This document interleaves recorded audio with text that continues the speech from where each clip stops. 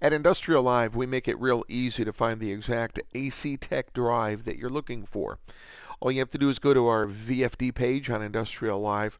On the left-hand side, you'll see a navigational search. This is an advanced search feature. What it does is it narrows down your selections for you just by choosing some easy variables. Right now, we're going to choose the variable frequency drives. That'll give us over 700. And then down on the left-hand column, you'll notice that you can also choose and narrow it down by manufacturer. Here we have AC Tech, Baldor, Eaton, Leeson, TECO.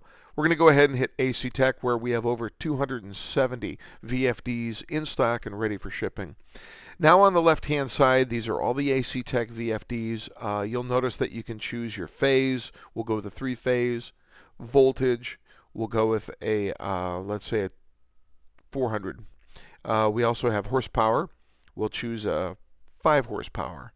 And then here on the center, you'll notice that all the choices are right there. We've narrowed it down for you. You can actually take a look at the ones that fit the bill and pick the exact one that you need.